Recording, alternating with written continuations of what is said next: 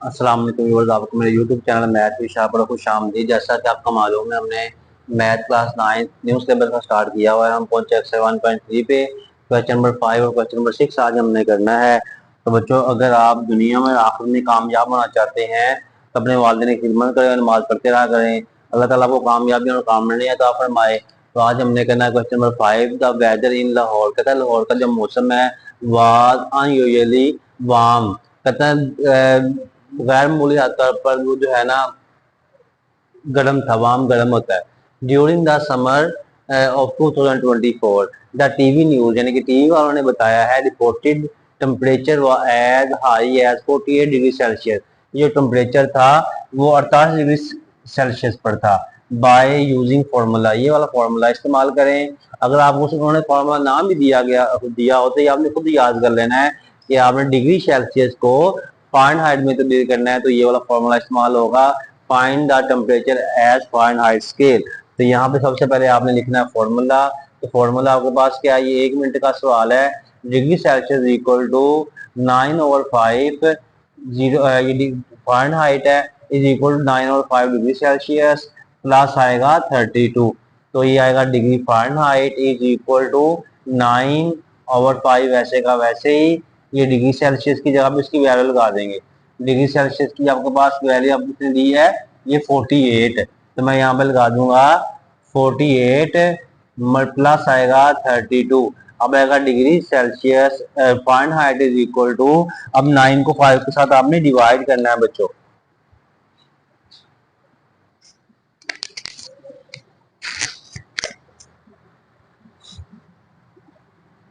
तो बच्चों अब हम इसको डिवाइड करेंगे 9 डिवाइडेड बाय 5, तो आपके पास आएगा 1.8 मल्टीप्लाई बाय 48 प्लस आ जाएगा 32। तो ये आपने पहले इसको डिवाइड करना है, फिर मल्टीप्लाई करना है, एंड पे ऐड करना है। ये ना पहले आप ऐड कर दे, गलत हो जाएगा। मल्टीप्लाई करेंगे 48 के साथ तो आएगा 86.4 प्लस आ जाएगा 32। तो degree Fahrenheit is equal to 86 plus आएगा 32, तो आएगा 118.4 डिग्री फ़ारेनहाइट में इसका आंसर आ जाएगा। तो उसके बाद हमने करना है इसका क्वेश्चन नंबर 6 का 6 वाला। ये देखिएगा, सबसे पहले सवाल पढ़ते हैं। कहते हैं the sum of the ages of the father and son, यानी कि बाप और बेटे की जो उम्रें हैं उनको जमा करें तो आता है 72 ईयर्स, 72 साल आते हैं। उसने कहा 6 ईयर्स गो, 6 साल पहले द फादर्स एज, जो उसके बाप की उम्र थी, उसके वालिद की उम्र थी, was 2 time the age of the son, यानी कि उसके बेटे की उम्र का 2 गुना थी। ठीक है ना, यानी कि 6 साल पहले बाप की जो उम्र थी बेटे की उम्र का 2 गुना थी। व्हाट वाज सन्स एज, बेटे की उम्र बताएं 6 ईयर गो, यानी कि 6 साल पहले बेटे की उम्र क्या होगी ये हमने मालूम करना है। तो यहाँ पे आप लिखते हैं सोल्यूशन। सबसे पहले आप देखेंगे कि यहाँ पे आपके पास है कि हम लेट कर लेंगे।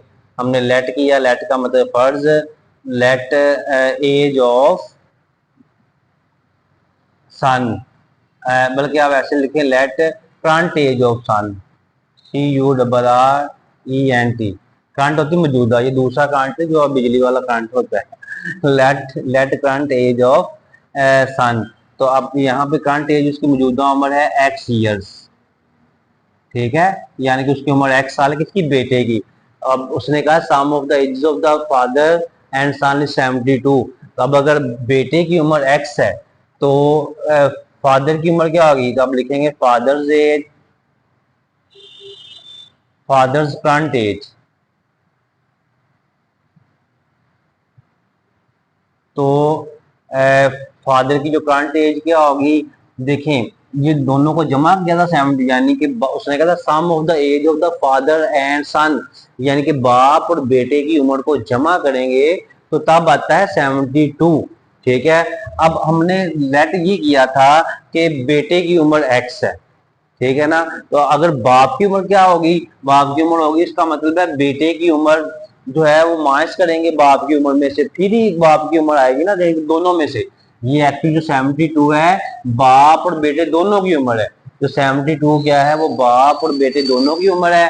तो अगर हमने खाली बाप की उम्र मालूम करनी है तो हम क्या करेंगे, बाप और बेटे दोनों की उम्र में से खाली बेटे की उम्र लेस कर देंगे, तो ये आ जाएगा उसके अब्बू की जो है ना उम्र।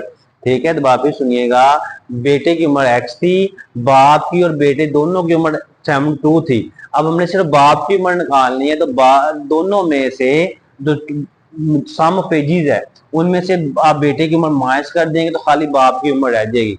ठीक है ना, ये बाप और बेटे दोनों की उम्रें थी, दोनों की उम्रों में से हमने क्या किया, बेटे की उम्र लेस कर दी, खाली बाप की रह गई।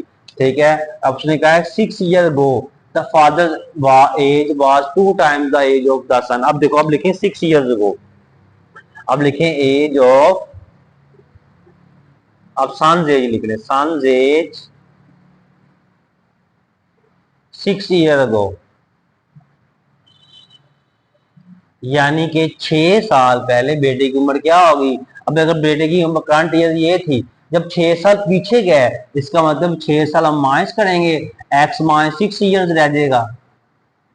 ठीक है ना, अगर बेटे की उम्र अभी करंट ईयर एक्स है, करंट मौजूदा जो बेटे की उम्र है वो एक्स है, जब हम 6 साल पीछे जाएंगे तो इसका मतलब है जो मौजूदा उम्र है उसमें 6 साल माइनस कर देनी है आपने। ठीक है ना, पिछले पीछे चले गए थे हम 6 साल।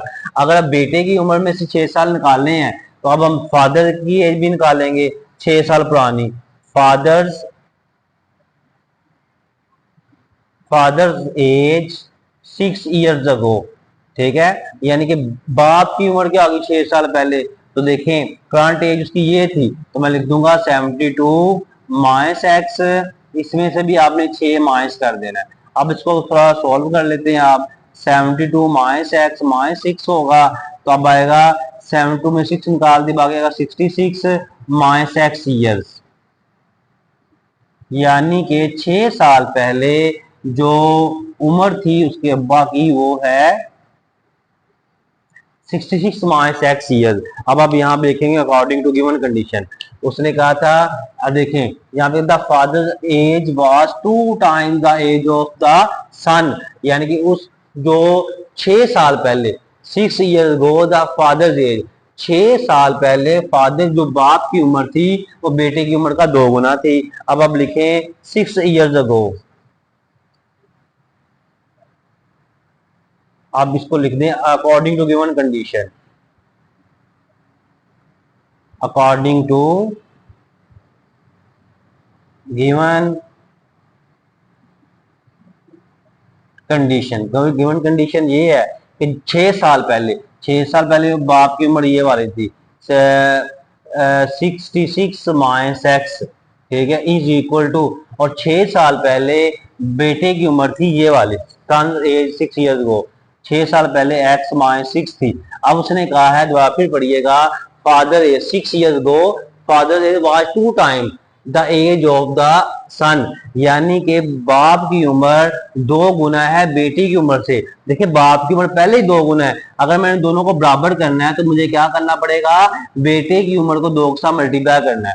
बाप की उम्र 2 गुना है बेटे की उम्र से, यानी कि बाप की उम्र पहले ही 2 गुना है, अगर मैंने दोनों को बराबर करना है तो इसका मतलब है जो बेटे की उम्र है उसको 2 के साथ मैं मल्टीप्लाई कर दूंगा, तो आएगा 66 minus x equal to 2 one 2 x होगा, माइनस 6 टू 12 हो जाएगा। अब आपने एक्स वाई में एक साइड पे ले आनी है, तो आपके पास आ जाएगा 66, ये माइनस का 12 इधर आके प्लस का 12 हो जाएगा, इज इक्वल टू ये वाला 2x, ये माइनस का x जब इसको दूसरे को लेके जाएंगे तो ये प्लस x हो जाएगा, तो इसको जमा किया 6 और 2 8, 7 और 1 6 हो जाएगा, इज इक्वल 2 और 1 3, 3x होगा, x यहाँ पे रहेगा, 3 जरब और जाके डिवाइड होगा, 78 ओवर 3 होगा, इसको कट कर दिया, 3 2 6 होगा और 3 6 18 हो जाएगा।